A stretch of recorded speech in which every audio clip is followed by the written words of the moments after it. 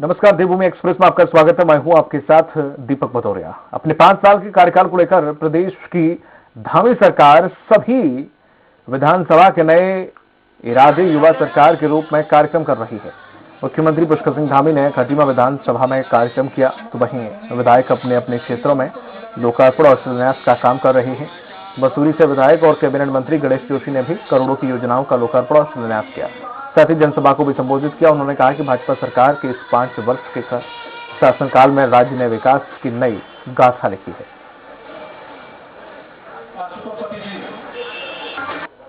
नारा दिया है कि युवा नेतृत्व 60 पार। उनके इस कामों के दम पर जनता के अंदर जिन्होंने 5 महीने के अंदर जो एक विश्वास पैदा किया है, उसके दम पर मैं कह सकता हूं कि 60 पार का नारा साकार होगा और पुष्कर सिंह धामी के इतने भारतीय जनता पार्टी की सरकार बनेगी। देहरादून में सीएम धामी ने आंगनबाड़ी कार्यकर्ता को लगभग 24 करोड़ का मानदेय और 6.74 करोड़ की प्रोत्साहन राशि का डीबीटी के माध्यम से हस्तांतरण किया। इस दौरान सीएम वात्सल्य योजना के अंतर्गत 3067 लाभार्थियों को 92 लाख की धनराशि दी गई। वहीं सीएम धामी ने बताया कि कोविड के दौरान हर समाज के हर वर्ग को राहत दी गई है और सीमित संसाधनों के बावजूद भी जनहित में कई निर्णय लिए गए हैं।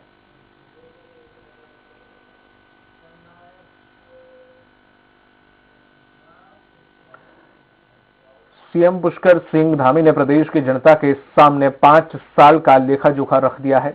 सीएम धामी ने 5 साल के कार्य को लेकर प्रदेश की जनता के सामने योजनाओं को भी रखा जो सरकार ने प्रदेश की जनता के लिए किया है। इधर कार्यक्रम में कैबिनेट मंत्री बंशीधर भगत और प्रदेश महामंत्री सुरेश भट्ट, पूर्व मंडी अध्यक्ष गजराज बिष्ट शामिल हुए। कैबिनेट मंत्री बंशीधर भगत ने कहा कि 5 साल का लेखा जोखा मुख्यमंत्री पुष्कर धामी ने खटीमा की रैली के माध्यम से रखा। प्रदेश में डबल इंजन की सरकार ने चारों तरफ विकास किया है। उत्तराखंड में आज धामी सरकार ने 5 साल पूरे किए हैं। भारतीय जनता पार्टी की सरकार के 5 साल पूरे होने के उपलक्ष्य में आज ये सभी विधानसभाओं में एक कार्यक्रम किया है कि हमने 5 साल में क्या किया है। 5 साल ये अभूतपूर्व रहे हैं। इसमें सामान्य गरीब व्यक्ति से लेकर प्रदेश को ऊंचाई तक ले जाने के लिए सब प्रकार के काम हुए हैं। देहरादून में रक्षा मंत्री राजनाथ सिंह ने जनसभा को संबोधित करते हुए कहा है कि हम 3 मुख्यमंत्री बदलें या 10, किसी को क्या लेना देना। आम आदमी पार्टी के प्रदेश प्रवक्ता नवीन प्रशाली ने पलटवार करते हुए कहा है कि आपकी पार्टी के अध्यक्ष की बात नहीं है, यह प्रदेश के मुख्यमंत्री की है। उत्तराखंड की जनता ने आपको स्थिर सरकार के लिए वोट दिया था। आपने 5 वर्षों में 3 मुख्यमंत्री बदलने के अलावा क्या किया? बार बार मुख्यमंत्री बदलना ये जनता के द्वारा दिए गए जनादेश का अपमान। ये जनता के प्रचंड जनादेश का अपमान है। आप उत्तराखंड की जनता का अपमान कर रहे हैं। ये भारतीय जनता पार्टी का संगठन नहीं है कि आप एक बार अपना अध्यक्ष बदलें या 10 बार बदलें, उससे जनता को कोई लेना देना नहीं है। लेकिन राज्य सरकार अस्थिर होने से हमारे विकास का पहिया पटरी से उतर चुका है। उत्तराखंड के सभी विधानसभाओं में सरकार के 5 साल नए इरादे युवा सरकार कार्यक्रम का आयोजन किया गया। इस दौरान हरिद्वार की ज्वालापुर विधानसभा समेत सभी विधानसभाओं में कार्यक्रम की शुरुआत की गई, जहां खटीमा से राज्य विधानसभाओं से वर्चुअली माध्यम से सीएम पुष्कर सिंह धामी कार्यक्रम में शामिल हुए। वहीं कार्यक्रम में विधायक सुरेश राठौर, जिला अध्यक्ष जयपाल सिंह चौहान सहित कई नेता मौजूद रहे। भारतीय जनता अच्छा प्रदर्शन करता है तो उसको इनाम देने वालों कार्यक्रम को उत्तराखंड की सभी विधानसभाओं में सरकार के 5 साल नए इरादे युवा सरकार कार्यक्रम का आयोजन किया गया। इस दौरान झबरेड़ा विधानसभा में कार्यक्रम की शुरुआत की गई, जहां कार्यक्रम में बड़ी संख्या में ग्रामीणों ने भाग लिया। वहीं बीजेपी विधायक देशराज कर्णवाल ने कहा है कि हमारे देश की सरकार युवा दिनों की धड़कन आदरणीय पुष्कर सिंह धामी अपनी सरकार के 5 साल का उनकी 5 महीने की है, लेकिन हमारे 2 सीएम और रही हैं। उनके 4.5 साल का रिपोर्ट कार्ड प्रदेश की जनता के सामने रख रहे हैं। और मेरा सौभाग्य है कि आज मैं अपने 5 साल का रिपोर्ट कार्ड जनता के सामने पेश करूंगा। यहाँ पर कुछ कार्यों का जो मुख्यमंत्री की घोषणा में है, क्योंकि उनके जियो जारी हो चुके हैं, कुछ जियो बाकी है, लेकिन चूंकि आचार संहिता के कारण हम आज उन सभी कार्यों का उद्घाटन भी कर रहे हैं। प्रधानमंत्री की सुरक्षा चूक को लेकर बीजेपी और कांग्रेस में आरोप प्रत्यारोप का दौर जारी है। देहरादून में कैबिनेट मंत्री गणेश जोशी ने कहा कि प्रदेश में सुरक्षा की जिम्मेदारी राज्य सरकार की होती है। उन्होंने पंजाब सरकार पर तीखा हमला बोलते हुए कहा है कि कांग्रेस की सोची समझी साजिश के तहत प्रधानमंत्री की हत्या का प्रयास था। उन्होंने कहा कि जहां पर यह घटना घटी वहां से पाकिस्तान 30 किलोमीटर दूर था। उन्होंने कहा कि भगवान की कृपा रही कि वहां से प्रधानमंत्री सकुशल वापस लौट आए। उधर कांग्रेस ने भी जवाबी हमला बोलते हुए कहा कि प्रधानमंत्री की रैली में भीड़ न जुटने के चलते उन्होंने रैली रद्द की और अब सुरक्षा का राग आलाप रहे हैं। उन्होंने नसीहत दी है कि भाजपा नेताओं को एसपीजी एक्ट पढ़ना चाहिए कि उसमें क्या लिखा है। उन्होंने साफ तौर पर कहा कि पीएम की सुरक्षा के मामले में एसपीजी के ही अंडर है और उन्होंने मांग की है कि एसपीजी डायरेक्टर को बर्खास्त कर देना चाहिए और गृह मंत्री को अपने पद से त्यागपत्र दे देना चाहिए। कि जिस कांग्रेस के दो प्रधानमंत्री आतंकवाद के शिकार हुए हों, उससे प्रदेश का मुख्यमंत्री, क्योंकि प्रदेश के अंदर सुरक्षा की जिम्मेदारी प्रदेश सरकार की होती है, जिस प्रकार एक षड्यंत्र के तहत उनकी हत्या करवाने का प्रयास किया, मैं तो ये कहूंगा, क्योंकि जहां पर यह घटना घटी वहां से पाकिस्तान बॉर्डर 30 किलोमीटर दूर था। जिस पुल पर गाड़ियां रुकी थी उसके नीचे आर्टिक्स लगा सकते थे। वो तो प्रभु राम की कृपा है, सुरक्षा बलों ने सुरक्षित उनको वहां से निकाल लिया। एसपीजी को जो अधिकार है कानून के अनुसार, वो अपने प्रोटेक्टी को, अगर उनकी सुरक्षा पे खतरा है, जबरदस्ती गाड़ी में उठा के भी डाल सकते हैं, हवाई जहाज के अंदर भी डाल सकते हैं। जब इतनी अधिकार एसपीजी को हो और प्रधानमंत्री जी 112 किलोमीटर दूर सड़क मार्ग से जाने की जिद कर रहे हो और फिर सुरक्षा चूक का बहाना देकर अपनी रैली को भंग कर रहे हो।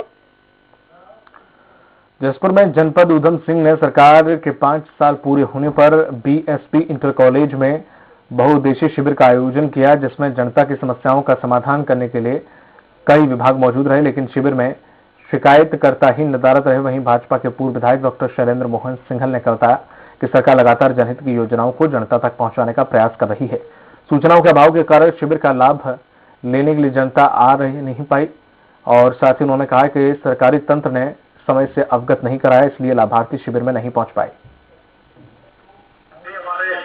सरकार द्वारा लगातार प्रयास किया जा रहा है कि जो भी जनहित की योजनाएं हैं और कार्यक्रम है वो जनता तक पहुंचाए जाएं। मौके पर 18 विभाग के द्वारा यहाँ पर स्टॉल लगाया गया है और लगातार समस्याओं का निवारण यहाँ मौके पर किया जा रहा है। अभी एग्जैक्ट संख्या से नहीं बताई जा सकती क्योंकि अभी चल रहा है और उसके बाद ही मौके पर बताया जा सकता है कि कितने लोगों का यहाँ पर समस्या निवारण कर दी गई। प्रदेश सरकार के खनन नीति पर नैनीताल हाईकोर्ट ने रोक लगा दी है और 4 सप्ताह में सरकार से जवाब मांगा है। इधर कांग्रेस उपाध्यक्ष सुरेंद्र कुमार ने कहा है कि हमारे आरोप सही साबित हुए हैं और हाईकोर्ट ने मोहर लगा दी है। सुरेंद्र कुमार ने कहा कि धामी सरकार खनन मामले में पूरी तरह से डूबी है और वहीं कैबिनेट मंत्री गणेश जोशी ने कहा कि खनन नीति की गाइडलाइन में जो भी मिस्टेक होगी उसे सुधारा जाएगा। देखिए, सरकार उसने रोक लगाई है, सरकार अपना पक्ष रखेगी। अगर कहीं उसमें कुछ ठीक करना हो ठीक करेंगे, नहीं तो अपना पक्ष मजबूती से रखेंगे कि बड़े विचार करने के बाद सरकार ने इस नीति को बनाया और कहीं कुछ कमी होगी इसको दूर किया जाए। खनन माफिया और शराब माफिया भाजपा सरकारों को हमेशा चलाते रहे, आज भी चला रहे हैं और ये साबित हो गया। माननीय उच्च न्यायालय की ये टिप्पणी आना कि भाजपा के जिम्मेदार कोटद्वार के नेता अवैध खनन में लिप्त हैं, ये टिप्पणी आना अपने आप में बहुत दुर्भाग्यपूर्ण है। चलिए सीधे आपको लिए चलते देहरादून, जहां पर आप पार्टी प्रेस कॉन्फ्रेंस कर रही के आसपास पहुंच चुकी है और जब अब चुनावी समय आया है तो सरकार कह रही है कि हम 22,000 नौकरियां देंगे, जबकि सरकार 5 साल में एक भी भर्ती आयोजित नहीं कर पाई। लेकिन ऐसा नहीं है कि ये सरकार ने 5 साल में कोई रोजगार नहीं दिया। इस सरकार ने रोजगार दिया है, लेकिन किनको दिया है ये हम आपको बताते हैं। इन्होंने इस प्रदेश में 3 लोगों को मुख्यमंत्री बनाया, मुख्यमंत्री का रोजगार पैदा किया और उन मुख्यमंत्रियों के साथ उनके ओएसडी, पीआरओ और सहायक के रूप में एक बड़ा सा अमला दिया, जिस अमले ने जनता की गाड़ी कमाई को लुटाया और इस प्रकार लुटाया कि जैसे खैरात में इनको मिली हो। इस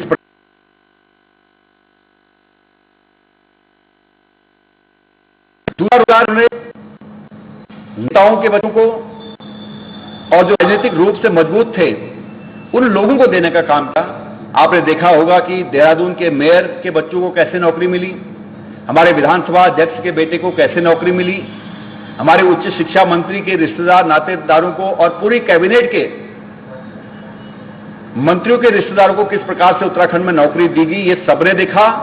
कोई भी ऐसी जगह यहां पर नहीं छोड़ी इस सरकार ने जहां की बैकडोर से इनके रिश्तेदारों को नौकरियां ना मिली हो और कोई नौकरी पर ना हो।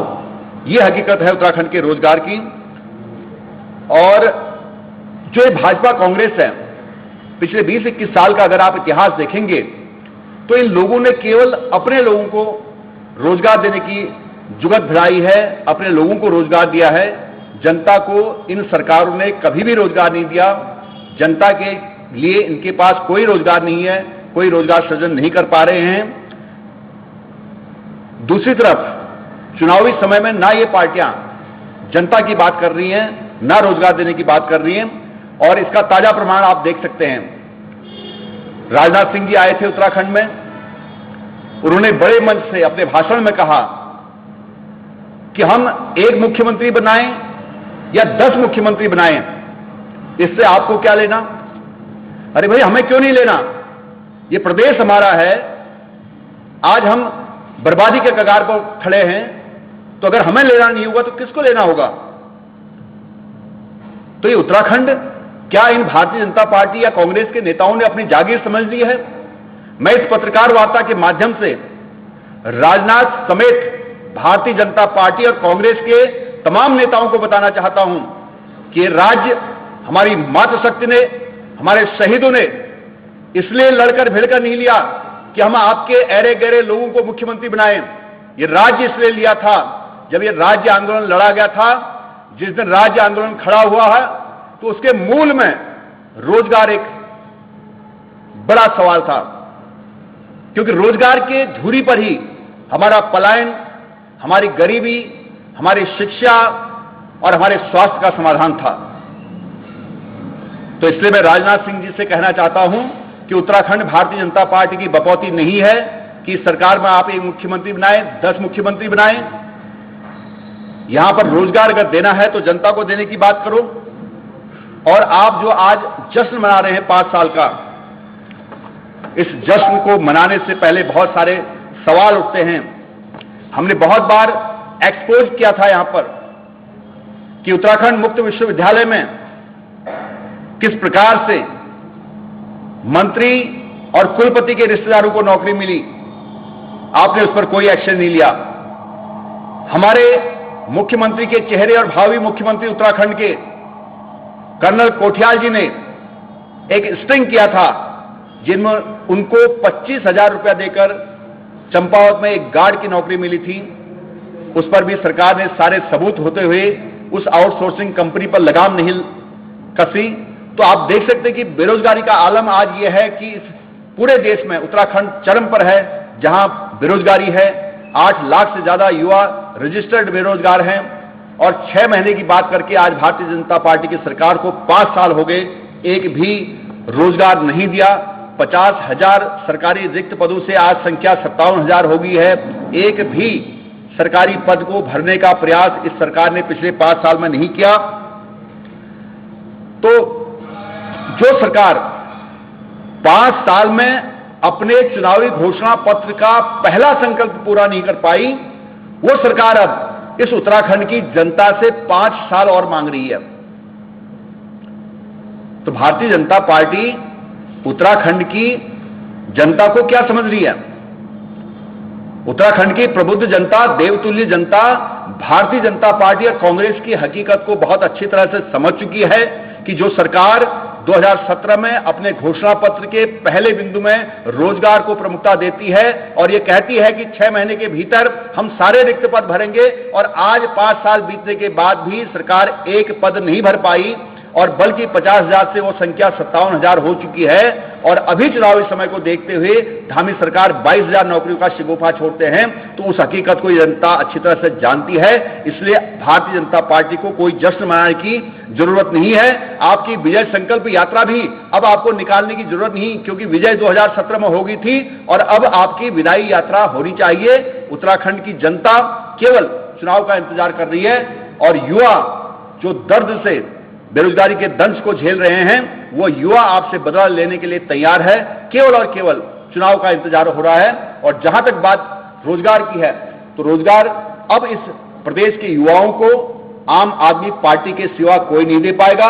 आम आदमी पार्टी ने अपने गारंटी में हमारे शीर्ष नेता माननीय अरविंद केजरीवाल जी ने कहा है कि हम 6 महीने के भीतर 1 लाख सरकारी नौकरियां देंगे और जब तक प्रत्येक युवा को रोजगार नहीं मिलेगा, हम 5,000 प्रति माह बेरोजगारी भत्ता देंगे। इस संकल्प के साथ, इस गारंटी के साथ जो हमने युवाओं को गारंटी दी है, वो उत्तराखंड की जनता को पसंद आ रही है। और जनता अब 9 वर्ष में उत्तराखंड नव निर्माण के लिए, नव परिवर्तन के लिए तैयार है। वक्त फिलहाल छोटे से ब्रेक कर जल्द होंगे हाजिर। मुझे उम्मीद है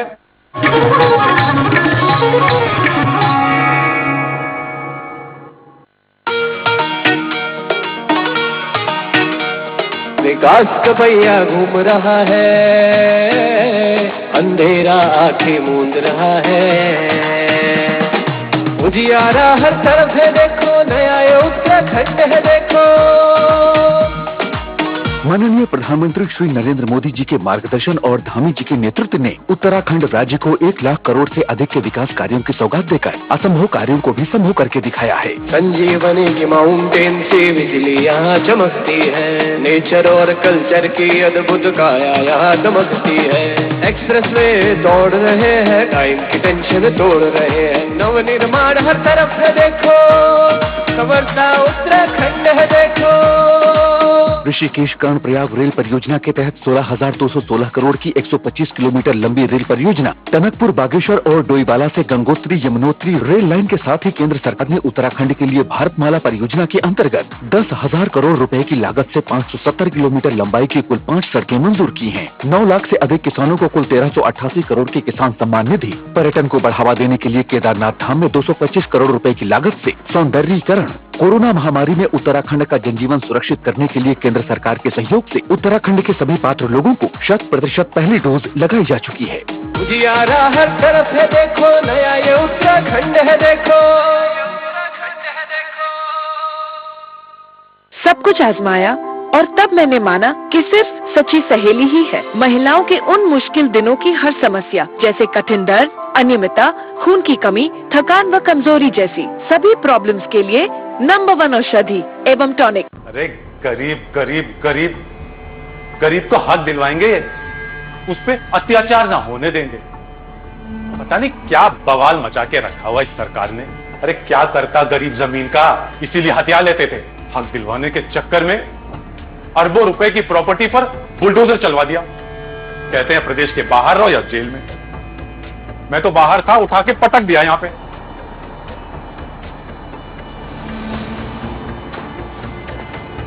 न जाने कब आएंगे मेरे पुराने दिन। 2017 से पहले गरीबों का हक मारकर जो अपना घर भरा करते थे, 2017 के बाद उन पर काबू होने से गरीबों के जीवन में जो बदलाव आया है, वो फर्क साफ है। फर्क साफ है। मुल्तानी कोका, कफ सिरप, तुलसी, वसा, यस्ती मधु, पिपली के गुणों से भरपूर, जो खांसी पर करे तुरंत असर, ताकि बदलते मौसम के साथ आप न बदलें। उत्तर प्रदेश में कोरोना और ओमिक्रॉन के डबल अटैक के बीच चुनावी रैलियों को क्यों है छूट, और सुरक्षा के लिहाज से बनी कोविड गाइडलाइन जनता के साथ ही के सियासी दलों पर भी सख्ती से नहीं होना चाहिए लागू।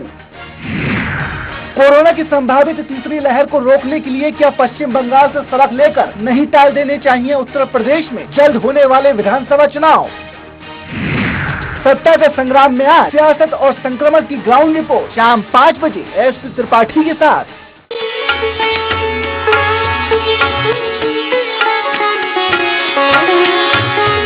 महर्षि उपदेशामृत प्रवाह। देखिए स्वराज एक्सप्रेस में प्रतिदिन प्रातः 6:30 बजे से।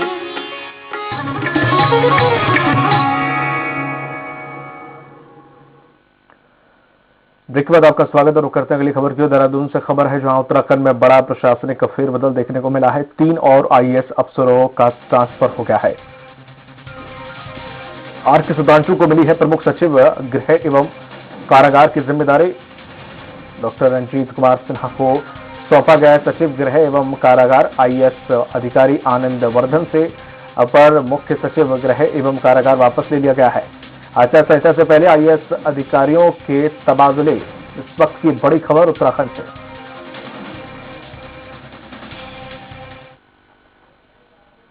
देहरादून में जिला अस्पताल के डॉक्टर समेत 5 लोग कोरोना से संक्रमित हो गए हैं। जिला अस्पताल के एक ईएमओ के साथ ही दून अस्पताल के 4 लैब टेक्नीशियन में भी कोरोना की पुष्टि हुई है। कैंट बोर्ड के सीईओ भी कोरोना से संक्रमित पाए गए हैं। कोरोना रिपोर्ट आने के बाद स्वास्थ्य विभाग में हड़कंप मच गया है। राज्य में कोविड-19 के मामले लगातार बढ़ते ही जा रहे हैं। खासतौर पर उत्तराखंड के देहरादून में यहां सबसे ज्यादा मामले देखने को मिल रहे हैं। ऐसे में स्वास्थ्य महकमा भी पूरी तरह से अलर्ट मूड पर है। देहरादून के सीएमओ ने बताया है कि बॉर्डर पर चेकिंग अभियान 100% किया जा रहा है। साथ ही उन्होंने कहा कि स्वास्थ्य विभाग में भी ताजा रिपोर्ट के मुताबिक 5 लोगों की कोरोना रिपोर्ट पॉजिटिव आई है। उन्होंने बताया कि कुछ और लोग भी स्वास्थ्य महकमे में कोरोना पॉजिटिव हो सकते हैं। सीएमओ देहरादून ने बताया है कि स्वास्थ्य विभाग की पूरी तैयारी है। बेड, ऑक्सीजन व तमाम तरह की सुविधाओं को लेकर पूरी तरह से स्वास्थ्य विभाग तैयार है। तैयारियां वही हैं जो हमने पहले से कर रखी हैं। हमारे चिकित्सालय जो है पूरी तरह से दुरुस्त है। ऑक्सीजन की व्यवस्था पूरी है। दवाइयां हमारे पास हैं। चिकित्सक जो है लगातार तब से जब से हमारी दूसरी लहर खत्म हुई थी तब से वो लोगों को ट्रेनिंग दी जा रही है। उन्होंने इंटरनल ट्रेनिंग कर रहे हैं। हमारे सारे जो अस्पताल के कर्मचारी हैं उनको ट्रेन किया जा रहा है। देहरादून में कोरोना के बढ़ते मामलों के चलते जिलाधिकारी, डीआईजी सहित वरिष्ठ पुलिस अधीक्षक की संयुक्त टीम ने कई स्थानों पर बाजारों का औचक निरीक्षण किया और मास्क नहीं पहनने वालों पर चालानी कार्रवाई की। साथ ही उन्होंने मास्क वितरित किए। निरीक्षण के दौरान कुछ दुकानदार बिना मास्क और सोशल डिस्टेंसिंग का पालन करते नहीं दिखे, जिनका चालान काटते हुए उन्हें सख्त हिदायत दी गई। हरिद्वार में धर्म संसद के दौरान भड़काऊ भाषण का मामला शांत होने का नाम नहीं ले रहा है। संतों के खिलाफ केस दर्ज होने और मामले में एसआईटी जांच होने से संत समाज में आक्रोश देखा जा रहा है।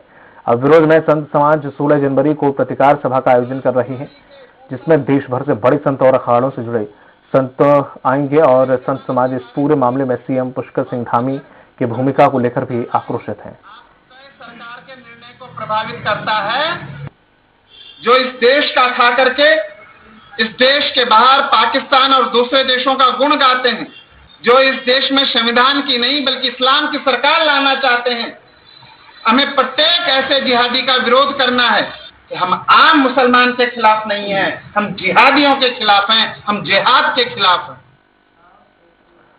वन विभाग हरिद्वार के कर्मचारियों के साथ भद्रता करने के मामले में शाखा पौड़ी ने अनिश्चितकालीन काम का बहिष्कार कर दिया है। वन विभाग के कर्मचारियों का कहना है कि जब तक टिप्पणी करने वाले अधिकारी को हटाया नहीं जाएगा तब तक कोई काम नहीं करेगा। साथ ही इसी लगातार आंदोलन करने की भी चेतावनी दी है।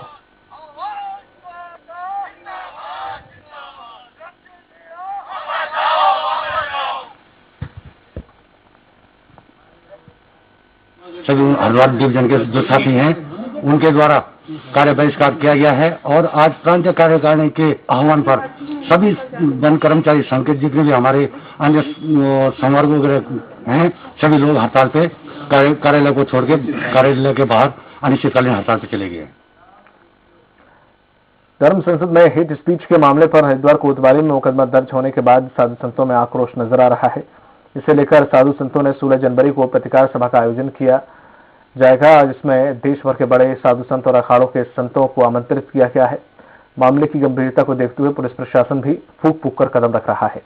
वहीं एसएसपी योगेंद्र सिंह रावत का कहना है कि हेट स्पीच मामले में देहरादून सीओ ज्वालापुर के एक इंस्पेक्टर और 2 उपनिरीक्षक के द्वारा जांच की जा रही है। ये जो पिछले दिनों कुछ केसेस दर्ज हुए हैं हेट स्पीच को लेकर, इस पे एक एसआईटी का गठन मुख्यालय स्तर से किया गया है, जिसमें कि जो सीओ ज्वालापुर है वो इसमें है। इसका पर्यवेक्षण जो एसपी देहात देहरादून है वो कर रहे हैं। इसमें एक इंस्पेक्टर और 2 उप निरीक्षक भी हैं और उनके द्वारा विवेचना की जाए। बुलेटिन में इतना ही, दीजिए इजाजत, नमस्कार।